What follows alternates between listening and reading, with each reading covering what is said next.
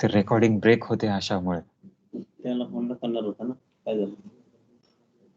ते बाहेर आधी मला करा ना, ते हे करा, वायफाय प्रॉपर कनेक्ट करा, मायक्रोसॉफ्ट टीम्स डाउनलोड करा आणि लॉग इन करा त्याच्यात. ते बाहेर थांबून होत नाही. Okay, so Section 62 and Section 63, we were dealing with the concept of alteration and waiver of that particular contract. So here in this case, what we can see that a particular contract can be altered also, and if the parties to the contract feel the contract has to be removed and accordingly they want to waive off the respective rights, duties and obligations, then accordingly the contract or the parties to the contract can also be waived off from their liability. Next, discharge of contract by way of operation of law, wherein the parties to the contract can be elapsed, they can be waived off from the performance of that particular contract if any of these particular condition or the terms arises. First thing, by the death of the any party to the contract. So, Sanket, if any of the party to the contract are been found, if they have been of a certain nature that they are natural death or a certain accidental death has been caused to them, then due to this particular consideration of not performance of this particular contract, we can see and we can find out that the parties to the contract gets discharged.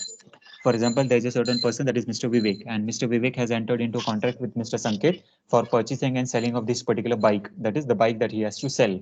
Sanket was the purchaser and Mr. Vivek was the seller of this particular bike. So at this stage, for example, when the contract has to be performed, Sanket passes away and Vivek is ready to deliver this particular bike. Now, when Sanket passes away, that is death is caused to Mr. Sanket, then accordingly, Mr. Sanket cannot come forward and he can conduct or fulfill his promises respectively.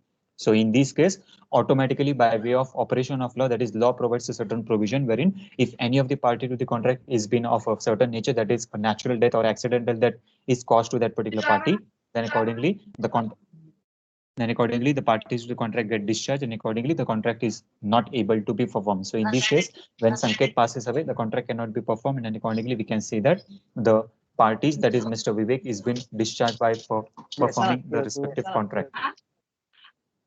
Please mute yourself. Someone has unmuted him. Next thing, second concept term is the concept of insolvency. So if a particular person or a particular party to the contract becomes insolvent, that is if they are not capable to make a certain payment or if they are not capable to make or perform that promises respectively, and a specific order of the court has been received that a particular person or a particular party or a particular company has been declared as an insolvent, that is who are not able to pay their liabilities or they are not able to pay their debt, then these particular parties or the persons can be called as an insolvent. And if a particular order has been released, then you are automatically gets discharged by way of operation of law that is into existence. Merger, that is if a particular if two companies or more than two companies get merged together, then by way of merger also the parties to the contract or the companies who are eligible to enter into this particular contract also gets discharged.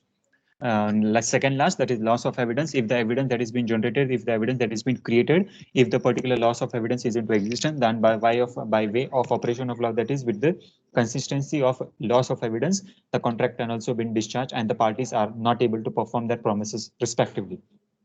For example, purchase and selling of certain goods and services or certain material which is of either movable or immovable nature. Now, at this, for example, you have signed a certain agreement, you have signed a certain contract, and both the parties have made their respective signatures. Now, if a particular signature is made on a certain paper and that particular paper get lost, that is whether it is your quotation, whether it is your bill, whether it is a particular paper, whether it is a particular document, or whether it is a stamp paper or certain evidence or a proof that is available in a written format, and that particular written format gets damaged or it gets lost.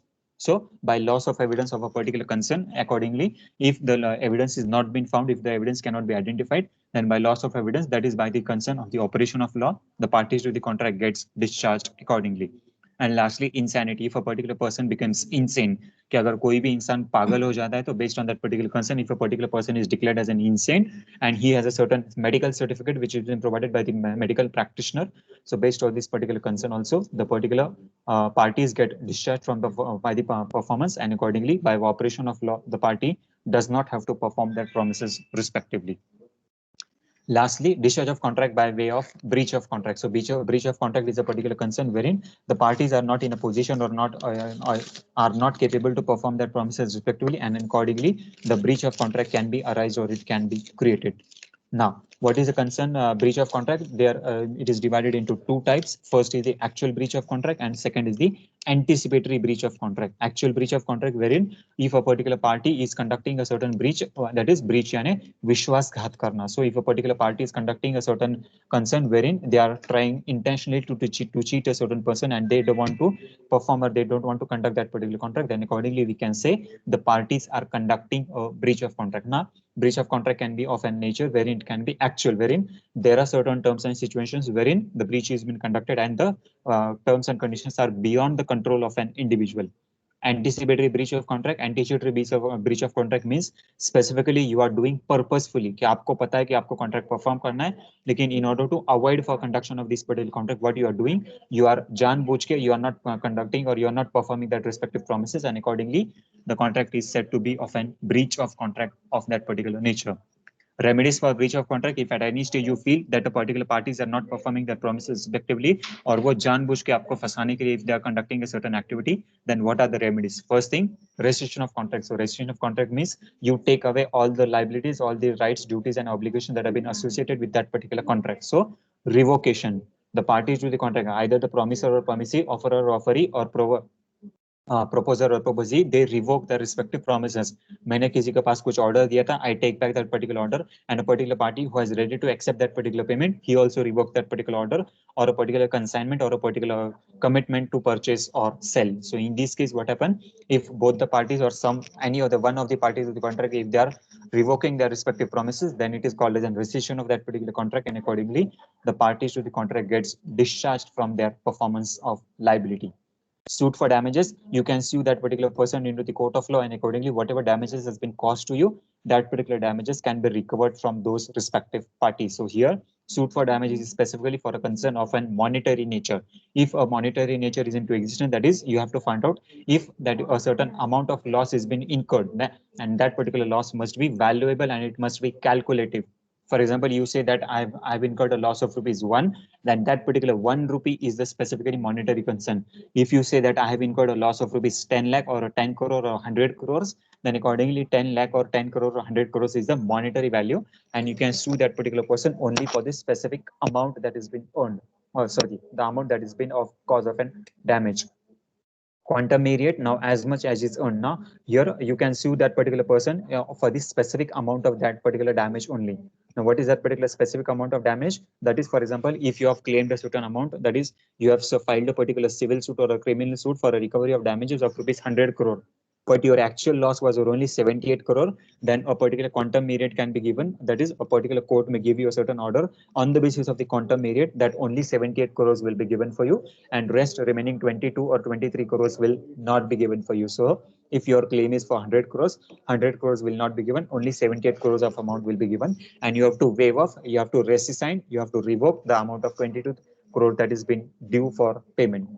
Specific performance: you can go to the court of law, you can get a certain order of that particular court for specific performance of that particular contract also. So you can go to the court of law, and accordingly the court can pass a certain order for performance of specific nature. Injunction यानी stay order that has been received from a particular court. So you can go to the court of law, and accordingly a stay order can be received from a particular court for performing or not performing a particular contract. So if you feel that a particular party may perform or may not perform, may act or may not act, then accordingly you can go to the court of law, and accordingly the order can be taken for injunction. So injunction यानी specifically means a stay order that has been given by a specific court. Here we are ending with the concept of discharge of contract. Now starting with the next concept, that is called as a quasi-contract. So quasi-contract is a particular concern, that is a contract in which a relationship between the parties is created by the virtue of law. So here in this case, what we have to see, that the parties to the contract, they are not willing to enter, they are not willingly, they are not having a free consent to enter into this particular contract, but there are certain terms, there are certain consideration due to which you are tempted to enter into this particular contract. So such type of contract are called as an contract of quasi-contract or a quasi nature of contract. Section 68, 69, 70, 71, and 72. So section 68 to 72 specifically deals with the consideration, specifically deals with the meaning about which are the various types of contract which are called as a quasi-contract nature. First thing, section 68 deals with the concept of supply of necessities. So if any of the person, if they are found out of a supply of necessities, now what is a particular necessity? That is supply of food, clothing, and shelter. So if any of the person who is providing the supply of the basic essential requirements of a particular human being, that is food, clothing, and shelter, have been provided by to some another person, then you are enter into a particular contract which is of a quasi contract nature, and accordingly you are liable to pay a certain sum of money, or you are liable to enter into this particular contract. For example, two friends. Now there are two friends, that is Miss Mansi and Miss Pallavi. So if these particular two people, if there are two people, and accordingly they went to a particular restaurant, and now why you're going for a restaurant? That is to eat a certain food. Now at this stage, it is the responsibility of the parents of Mansi to supply the necessity, that is food, to her, and accordingly it is the responsibility of Pallavi's parents to provide the food to her. But what happened? A quasi contract has been created. That is the birthday party of Mansi has to be organized, and accordingly Mansi takes her friend Pallavi to a particular restaurant, and accordingly the party has been thrown out.